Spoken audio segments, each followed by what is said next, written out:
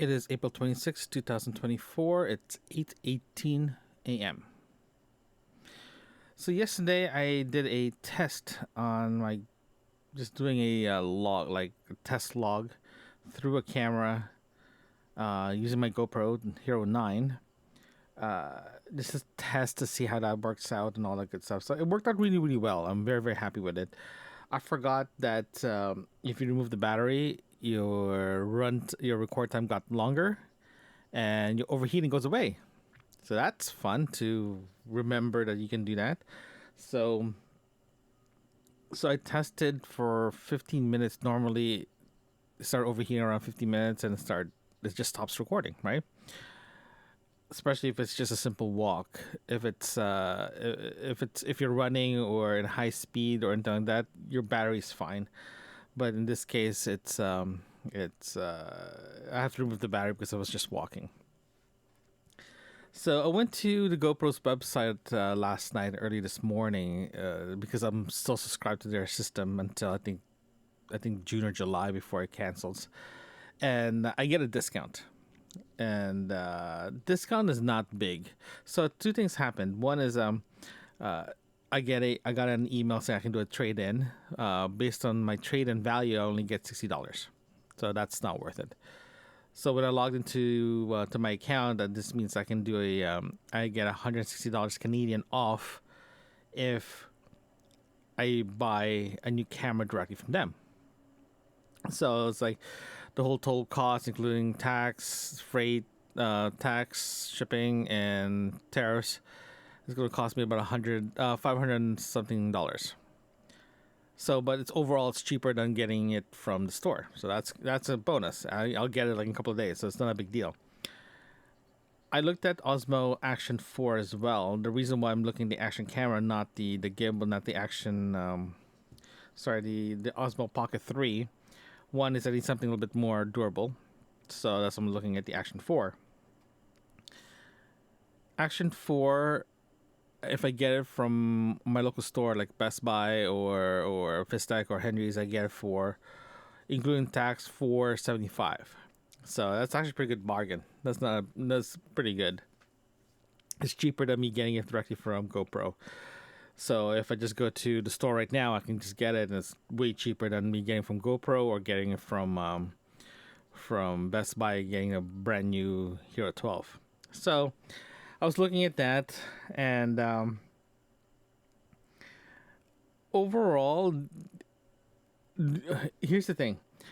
I have an accessory from GoPro that I really, really love. Love is such a weird word, but really, really like. One of them is actually the GoPro Volta. It's a great grip / battery pack, and it has controls and all that stuff. It works really, really well with a GoPro system. If you use it for any other cameras, any other action cameras, it only works. The battery pack, that's it. The rest of the buttons doesn't work. That's fine because the Volta actually comes with a tripod as well too. So it worked really well. I love the handle because it has good weight to it. I was looking at a scenario this morning that if I get the Osmo, the only time I'm going to be using the Volta is to charge. If I'm not charging it, I'll just let it dangle. So because it has a coil in it, so it goes pretty tight.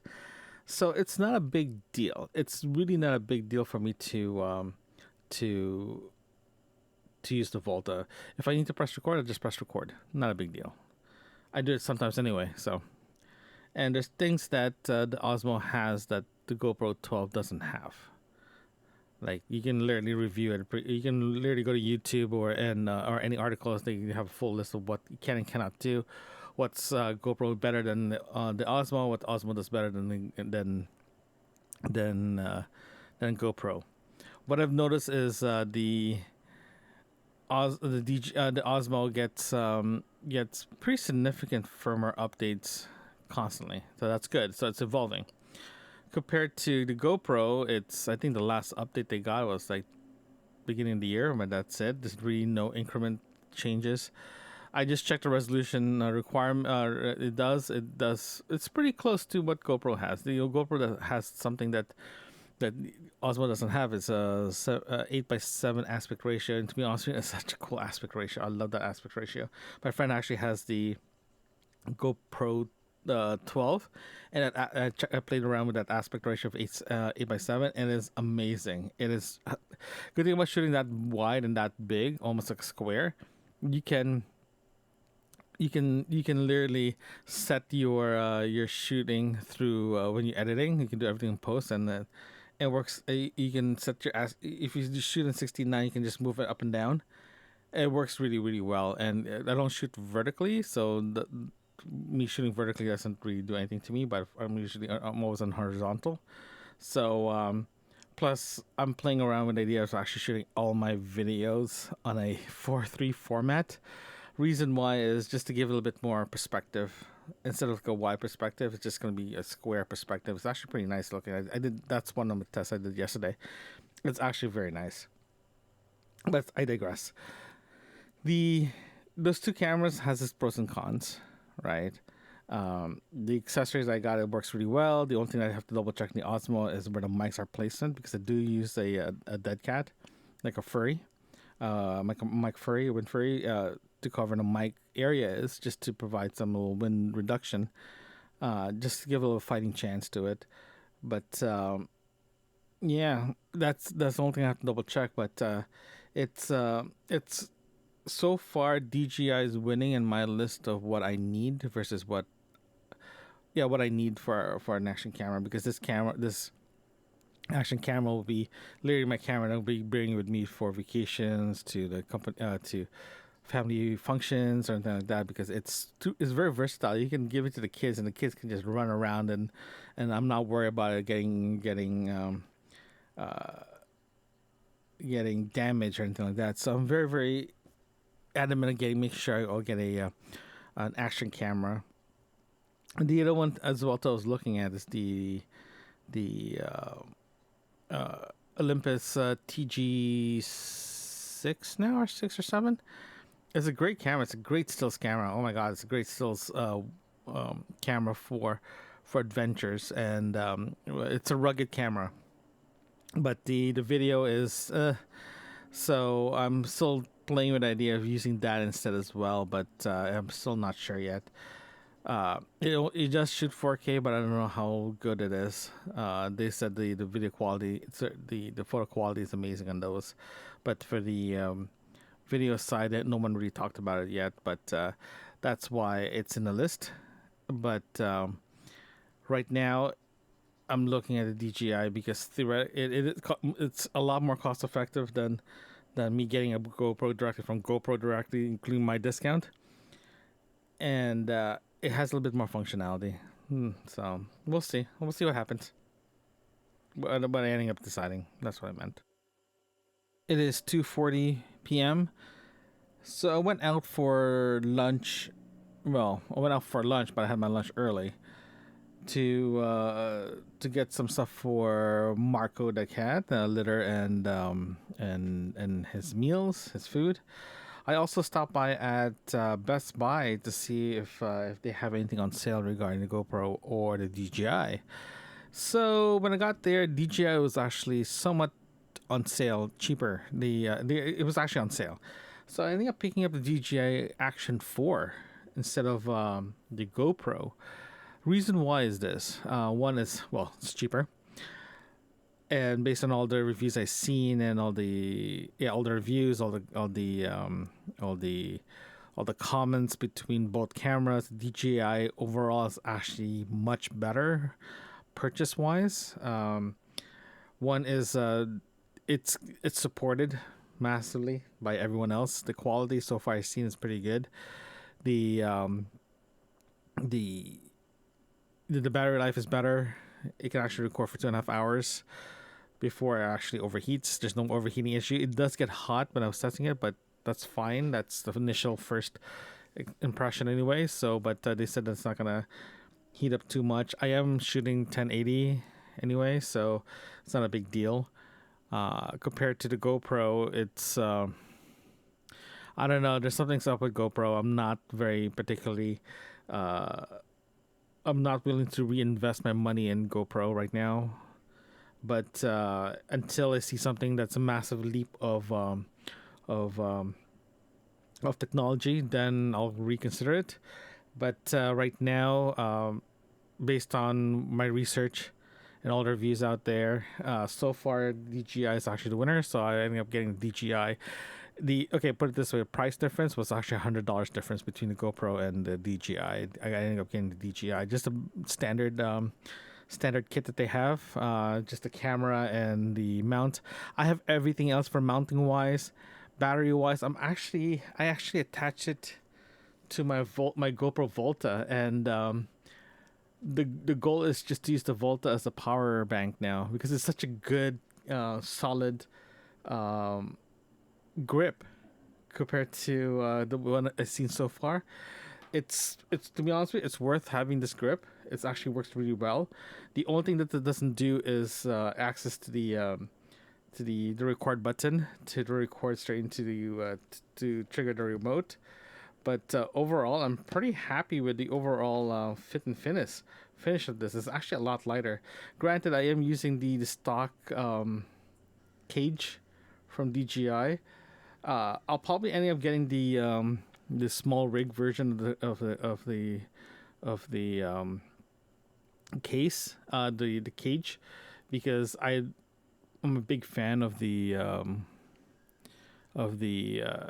small rigs cage because it does work very very well. So I'm using that.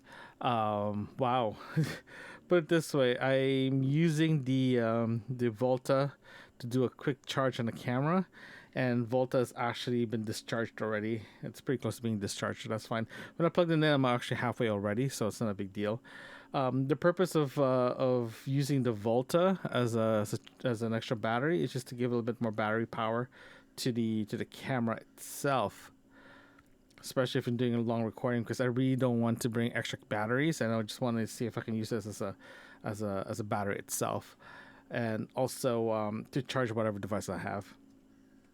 So, yeah, no, so far I'm very happy with the results of this.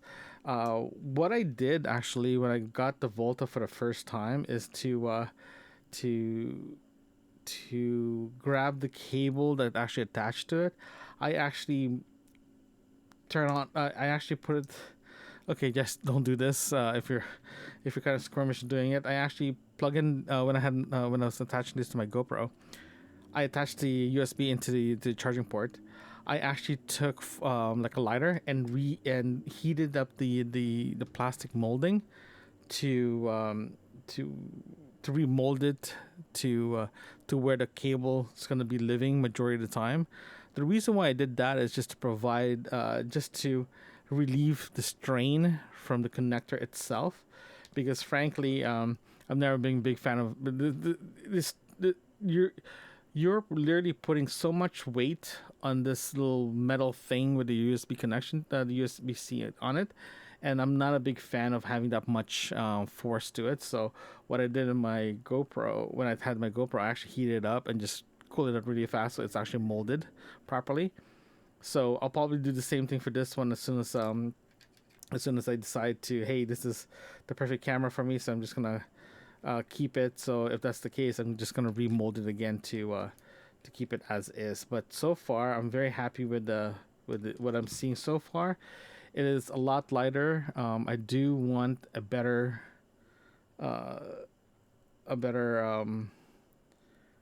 cage on this, so at least I'll be a little bit. I feel a little bit more secure if I have a cage, proper cage connected to this. But overall, I'm very happy with this.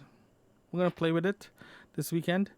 Yeah, and yes, I am shooting 1080. I'm not shooting 4K or 2.5 or whatever, or 5K, whatever. It's I shoot 1080 because this file is a lot smaller, easier to manage, and I'm uploading to YouTube. I don't need to set up as a 4K, so I'd be fine. Based on what I've seen so far, who's shooting in 1080, it looks amazing. So it's all about the rendering. It is 4:09 p.m. So I was doing a little bit more research. Apparently, it's actually pretty neat. Again, I never used DJI products before until now. So the new DJI mic 2 can connect Bluetooth to the Action 4 without a transmitter. Sorry, without a receiver. So apparently now you can actually order just a transmitter with a 32-bit recorder. So what I did is I'm trying to cancel my order from Instamic, cancel that order, and get that mic from DJI is actually a lot cheaper. So I sent a ticket out to cancel my order. Hopefully, it gets canceled, and I can continue with my upgrade. I think so far I'm very happy with the results of what I'm getting right now from the Action 4. The Volta is working perfectly the way it's supposed to work. So I'm very happy with that. You can actually hear Marco.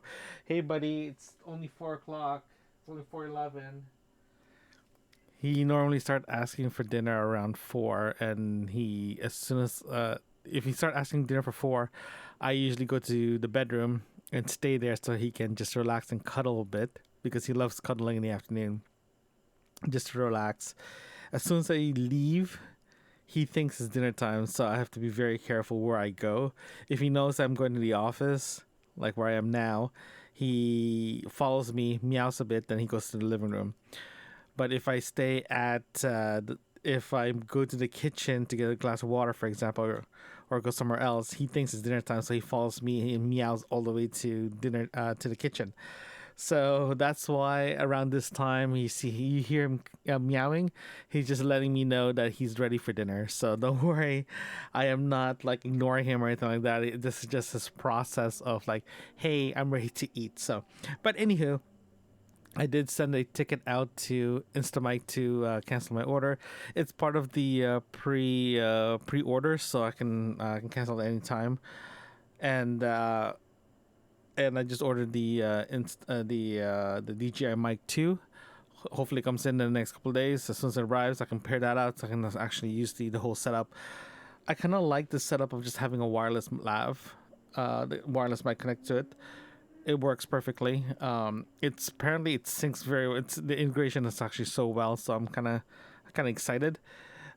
Regarding the GoPro thing, I'm kind of excited. I'm kind of to be honest with you, I had a very I bought GoPro 3 Hero 3 Black when it first time came out. I used it I used it a lot. I used that camera a lot, and unfortunately, in my opinion, they lost their ways. They've been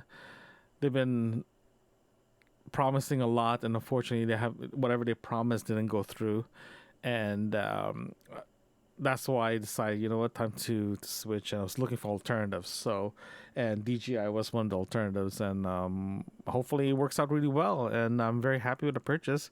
So, I'm gonna let that come in and get that sorted out. And hopefully, me canceling the Insta mic is not gonna be an issue. But we'll see.